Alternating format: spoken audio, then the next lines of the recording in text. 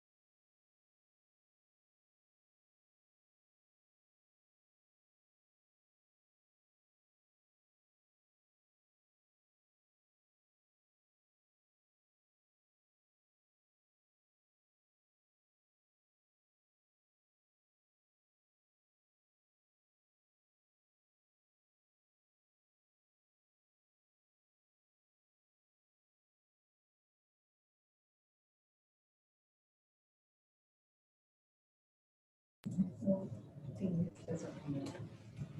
right, we're gonna do one more mic check. Check 1, 2, 3, 4, 5.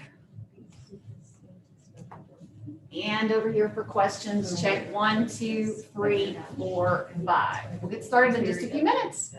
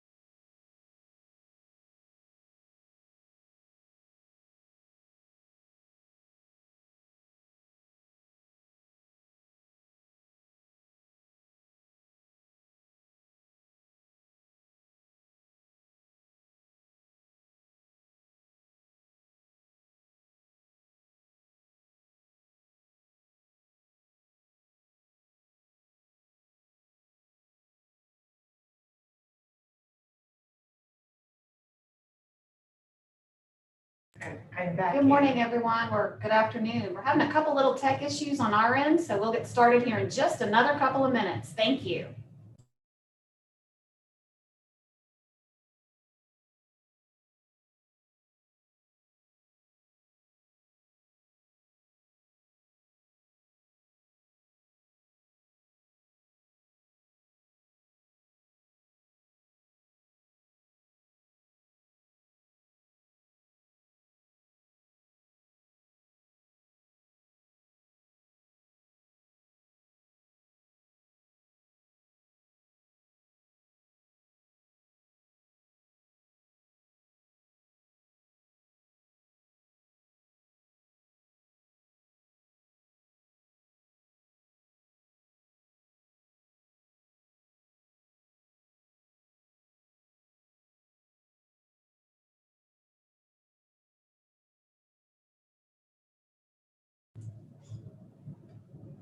Ready? Okay. Good Thursday afternoon. I'm Dr. Martha Buchanan, Senior Director and Public Health Officer here at the Knox County Health Department. This is National Public Health Week, so our moment of gratitude today is dedicated to all those here on our team and around the country who are working in this important field. I believe I can speak for most in public health when I say that it's been a difficult and exhausting year, but also one where our colleagues here and across the country have stepped up over and over and over again to protect our communities. I'm incredibly proud of the work our team has done over the past year, and I'm honored to work alongside with them every day. We'll now bring up our vaccine information webpage for updates. There have now been more than 237,000, sorry, having trouble reading today, 237,000 vaccines administered in Knox County to Knox County residents. And more than 33% of Knox County residents have had at least one dose, giving them some level of protection against COVID-19. We still have a way to go, but I'm very pleased with the progress we've made so far. Are we good? Please remember that if you're unsure of whether you'd like to take the vaccine, I encourage you to have a discussion with your medical provider. There's a great deal of misinformation online and especially on social media. So please be cautious and make sure you're making your decision based on factual information. This is one reason why it's so very important to discuss any concerns you may have with your provider. We'll now move on to the local COVID situation. We have 40 new confirmed cases since yesterday's report. We have 876 active cases. 35 Knox County residents are currently hospitalized. And we have no additional deaths to report today, keeping our total at 618. And now we'll move on to the benchmarks. As a reminder, all of the data is available on our website at covid.knoxcountytn.gov. The first benchmark, sustained reduction or stability in new cases for 14 days. In the past 14 days, the average number of cases per day was just above 54. And in the past 7 days, this number was approximately 48. This is slightly better than the previous week's figures, but not where we need to be. Because of these factors and a slight uptick in cases in previous weeks, this benchmark remains yellow. Second benchmark, community-wide sustained and increased diagnostic testing with consistent or decreased test result reporting turnaround time. Regarding lab turnaround time, this figure remains less than 2 days on average. For the volume of tests, we saw a decrease.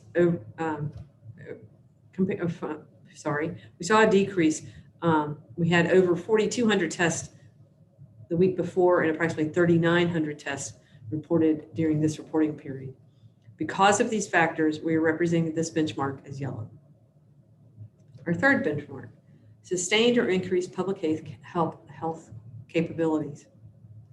During the past week, more than 24,000 vaccines were administered. That's down from 28,000 the week prior. We believe this is likely affected by the holiday weekend and is hopefully an anomaly in an overall increase in distribution. We do expect weekly administration of vaccine to level off in the near future as more people get vaccinated. So we will continue to look at this benchmark regarding how we evaluate it. For these reasons, we are representing this benchmark as yellow. Our fourth benchmark, healthcare system capabilities remain within current and forecasted surge capacity. Over the past few weeks, we have seen the number of hospitalized COVID patients plateau. We'd like to see this decrease. However, the hospitals are still well within their capacity. After speaking with our hospital partners, they recommend that this benchmark be represented as green. Our fifth benchmark, sustained or decreased COVID-19 related death rate for identified positive or probable cases.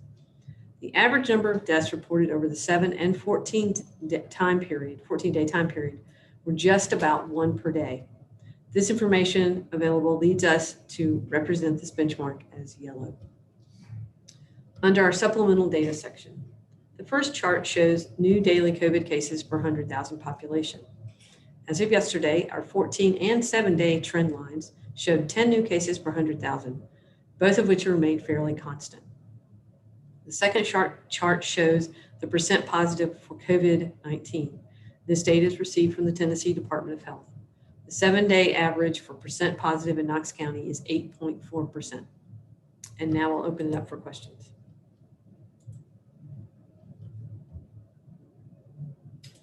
All right, if the members of the media on the call will go ahead and enter their questions into the chat feature. And please remember to identify which organization you're with as you enter your question. Up first, we have a question from Scott with Compass. How will Dr. Buchanan handle the existing public health orders? Will she have to issue new orders identical to the existing ones? If so, when? And if you do, you plan to alter those orders? So at this time, we've learned from the law office, yes, I will have to issue new orders if I wish to keep the regulations in place. And I will be keeping the mask mandate in place as is, and probably keeping the current restaurant limitations in place until they were supposed to expire anyway on the 22nd, and have that discussion with the Board of Health Advisory Board on the 21st. The second question from Scott with Compass. Has Dr. Buchanan spoken with Mayor Jacobs? And if so, what can she tell us about the conversations? I have spoken with Mayor Jacobs, and his opinions on regulations are not a secret. He certainly has some concerns. We'll continue those conversations, and currently under the law, the health officer, the health department has the authority to put regulations in place that we see are appropriate, and we'll be moving forward with that. All right, Elise from WBIR. There are tons of open vaccine appointments in East Tennessee. Are you concerned that some vaccines will soon expire because those appointments are not being filled? So I only know about our vaccine. I don't know the expiration date of other people's vaccine. So we don't have tons of appointments available. To my knowledge, I'm looking at Dina, who's our director of nursing. So you'd have to ask the folks who have tons of appointments available if they're concerned about their vaccine expiring. All right, from Brian Hornback. When is the next health board meeting? April 21st at 5 p.m. Austin with WATE. Can you give us an update on the new vaccine registration system? Any issues, and are lots of people taking advantage of this? I'm again looking at Dina. I think our appointments are filling up as we make them available, and the feedback we've gotten from the public is positive. It's easy to use and helps people get registered quickly. And also, if we don't have appointments, it takes you to the vaccinefinder.org page, which is your best resource. If we don't have an appointment, go there to find where you can get a vaccine. All right, a couple more from Austin with WATE. What is your opinion on masks in school this next year? How long would you encourage mask wearing? As I stated last night to the Board of Education, I recommend that we follow the CDC guidelines as those change based on disease rates and based on data. I can't predict what those guidelines will be in the fall and how long those will be in place if we were to start school, or we're in school now. But right now, the CDC continues to recommend, along with the Academy of Pediatrics, the National Institutes of Health, the World Health Organization, that children in school wear masks when they can. And so we continue to agree with that and continue to support that, and we'll change our guidance based on the data and evidence from the CDC and other experts. All right, again, from Austin with WATE, with some areas having a harder time getting shots to people because people aren't signing up, will KCHD get any additional allocations from those areas? So we'll talk a little bit about how the allocation system works. So the state allocation system, the federal government tells the state of Tennessee how many vaccines they're getting this week, and then the state divides it out among all the population across the state, and uses some other factors to determine where vaccines should go. And once those areas are offered vaccine and say they can't absorb all the vaccine that's available to them, then the state offers vaccine to other areas that have deficits in need. So they have more demand than supply. And that usually ends up being the metro areas like Knox County, Davidson County, Shelby County, Hamilton County, Sullivan, Jackson, Madison. So they're trying to make sure they use every vaccine that comes into the state. So they're wanting to put it in a place where it will get used. So it kind of varies. There's no set answer to that. They try not to send it there and have to move it again. They try to send it to one place. That just makes tracking much easier. As you can imagine, it's thousands of doses of vaccine going to hundreds of different places. And so it's a lot easier to send it to one place and not have to move it around after it gets there. From Elise with WBIR, there seems to be vaccine hesitancy. Is KCHD working to combat that in any way? There certainly is vaccine hesitancy. And yes, we are working to combat that. We are working, we've created educational videos that are being shared out on social media. We actually did some fun little grant projects with some nonprofits that work with like the Latino population, the African American population, the immigrant population, where we see a lot of vaccine hesitancy, to create some messaging to encourage vaccination. And so we're doing a lot of different things to encourage people to get vaccinated. You know, these vaccines are safe and effective. All of them are safe and effective. You know, we have 237,000 people who are not 237,000 people, but 30% of our population can attest to the fact that the vaccines are safe because they've gotten them and they're fine. Vincent with Knox News, have you spoken to any of the members of the county commission since your address last week? And if so, how did those conversations go? I haven't had any conversations with any commissioners since last week. All right, Claire with WUOT, was every person on the wait list contacted before the wait list closed last week? Yes, it was. Yes, they were. And a couple more. Are you still maintaining a last minute wait list for any leftover vaccine at the end of the day? So we changed our model on that a little bit, but yes, we still have that. You have to sign up for it daily. We just found actually experience across the state and other places demonstrated that that was a more efficient way to do it, because that way, if somebody happens to get a vaccine somewhere else, they don't have to sign up again. And so, you know, we did reach out to everyone on the wait list. Does that mean we talked to everyone on the wait list or connected with everyone on the wait list? No, because sometimes they didn't answer their phone or reply to the text. So we made an effort to reach out to everyone on the wait list, and some folks just didn't connect with us. Hopefully they got a vaccine somewhere else, and that's why they didn't answer their phone. And last one from Claire, is there a specific day of the week or time of day when the new appointment slots are added to our portal? Not at this time. We don't have a schedule for that. We want to know we're going to have vaccine before we open up appointments, because we really don't want to open up appointments and have to cancel. So, you know, there's a process for that. And so we don't have a set time right now, to be honest. We're working through a whole lot of second dose clinics. And so we have not as many first dose appointments as we'd like. Let's see, is it in 2 weeks? We'll 2.5 weeks, we'll open up more first dose appointments because we'll be through some second doses and into our rhythm of being able to do 500 first dose appointments and 500 second dose appointments on the same day.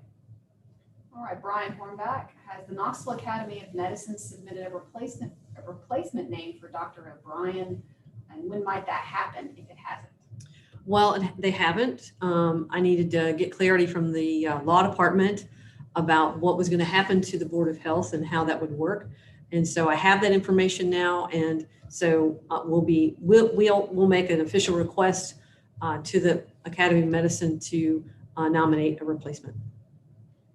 All right, if there are any additional questions from the local media, please go ahead and submit those into the chat feature. Claire with WUOT, how can people sign up for that leftover vaccine daily wait list? When you go to our website, go to the vaccine information page, and there's a link there that I don't know what it says, but it's referred to as the standby list, and you can sign up there. Sign up for the standby list. And this is Catherine, and I owe an apology to Vincent. I seem to have skipped a question. I'll now go back and read that one. My apologies, Vincent. Do you feel adequately supported by the county government in your capacity as the health officer, now that the Board of Health is strictly advisory? Well, what I will say is I'm appreciative of them keeping the Board of Health advisory. because I do think that's really important. These are really big decisions, and they are not taken lightly. And having a panel of experts to bounce ideas off of and discuss things with is very important. So I'm appreciative of them keeping that in place. To have done away with the Board of Health and not kept an advisory committee of experts and professionals would have been more challenging. All right, if there are any more questions, please go ahead and submit those into the chat feature.